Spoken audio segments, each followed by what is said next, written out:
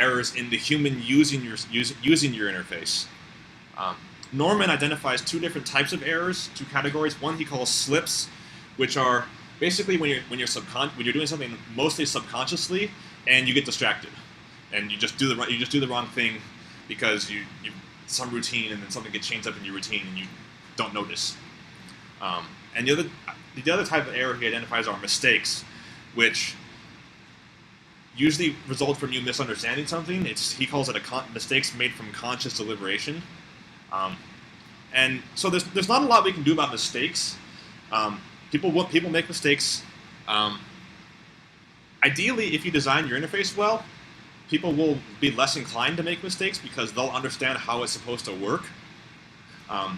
Slips, on the other hand, are very, very hard for humans to catch because they're semi-subconscious, because they're a lot more subtle.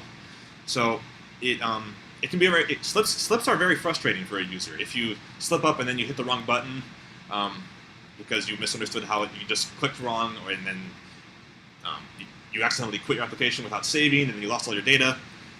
Those can be annoying. And Norman identifies a lot of different kinds of slips. I'm not going to go into those, but if you want, I have the book up here if you want to take a look. But he identifies a lot of kind of slips and kind of identifies ways to go around them.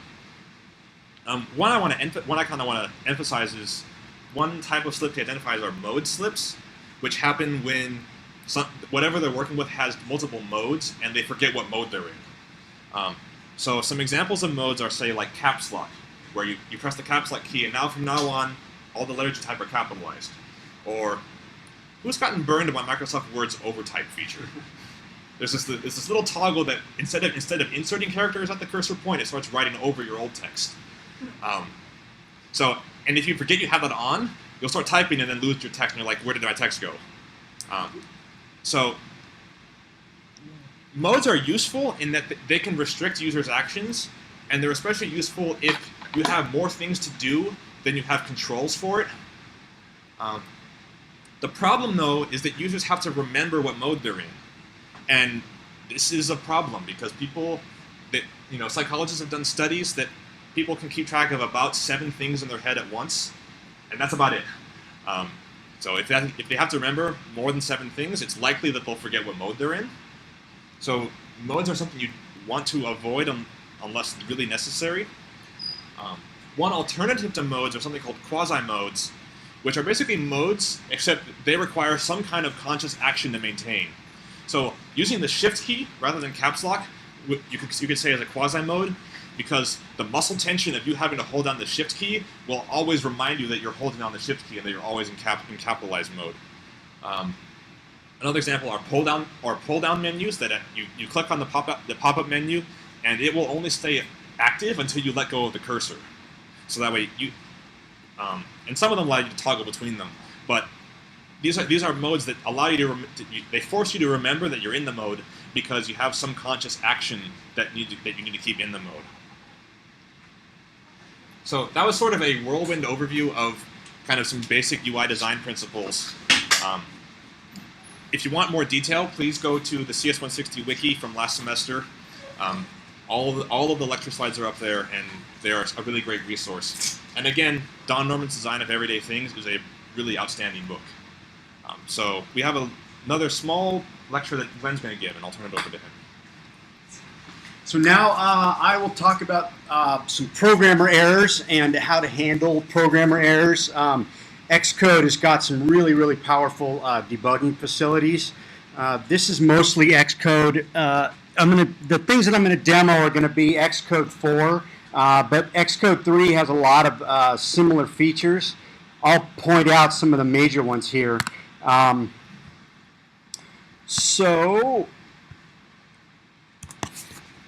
the biggest differences in debugging with Xcode 3 and Xcode 4, Xcode 3 has a separate window for running under the debugger. You can still edit in that window, but it has 2 separate modes, essentially, for debugging. Xcode 4 integrates them together. So the editor running with the debugger and the console are all integrated into one window, which is really, really handy, really, really helpful.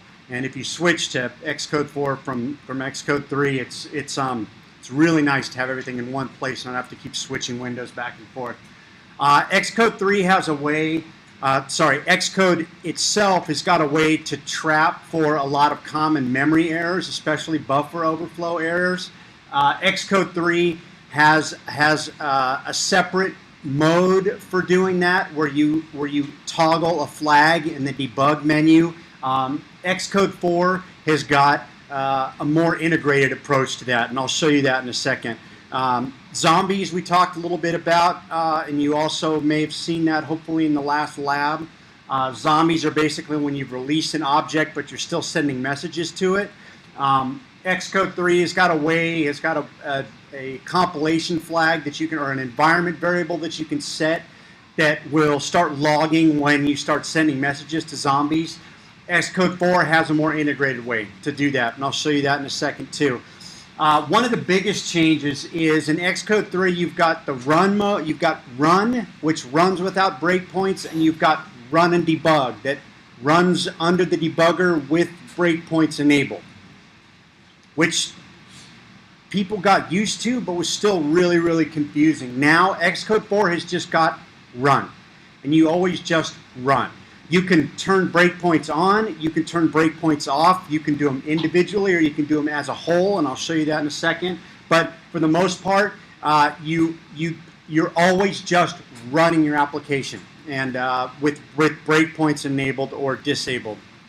Xcode 3 also had a bunch of separate tools for doing things like performance testing, and let's see, what did Chud do? There's some other testing profiling tools that Xcode 3 had independent that ran independently of Xcode 3 itself. Xcode 4 has got instruments, which is also a separate application, but it's a plug-inable application that also very tightly integrates with Xcode 4. So running instruments, which I'll show you in a second as well, is also very seamless. Xcode 4 also introduces the static analyzer, actually Clang, the LLVM, the underlying compiler, introduced static analysis, and Xcode 4 uses it where you're able to let, the compiler is able to catch a lot more errors than it used to in the past. And it's catching a lot of errors that normally would show up at runtime, things like leaking memory. So here are some of your best friends when you're debugging. Assertions. Who's familiar with assertions? So they're in different languages use assertions somewhat differently. It's assertions in Objective-C there, and this is a few lectures from now. We're going to talk about some specific types of testing and unit testing, things that you could do with Java with JUnit. What we're just focusing on today are just regular assertions that come from the C library, which basically just throw an exception, and I'll show you that in a second. Throw an exception and drop you into the debugger at the point where the assertion failed, and I'll talk about that in a second too. NSLog we talked about earlier at the beginning when we were talking about Objective-C. It's an incredibly handy printf-like, see what your program is doing while it's running. And then NSLog also logs to the console. If you have your console, if you know about the console application and your application's utilities folder, it will log there too. So while your program is running, even if it's not running under the debugger, you can get log messages out of it.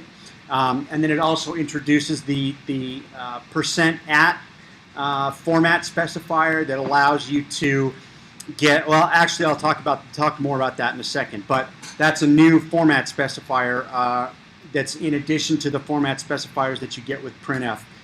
Guard malloc is also your friend. I'll show you that in a second too, where it catches a lot of memory corruption errors.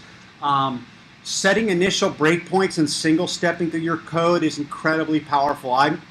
I personally am really surprised to see how many people don't do this. I'm really surprised to see how many people just generate a ton of code, and their code works if it runs, and that's really kind of the litmus test for a lot of programmers. Does my program just run? Doesn't really say anything about being about the state being correct or being consistent. So I'm going to show you, I'll show you a little bit of that here in a moment too. Watching variables is also a really, really powerful tool in the debugger. I'll also demonstrate that. And then testing, and more testing. And there's going to be a whole lecture and lab on that in the future. We're probably going to move that closer towards the beginning in later semesters, because test-driven development, who's heard of test-driven development? The agile practice, writing tests first and then writing the code to pass those tests. There are advantages and disadvantages to using test-driven development and not using test-driven development.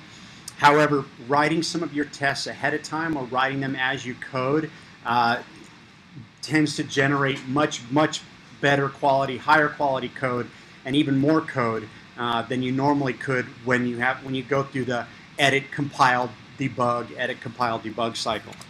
So assertions, if you haven't seen them before, they raise a signal if the expression that's contained within the assertion is false.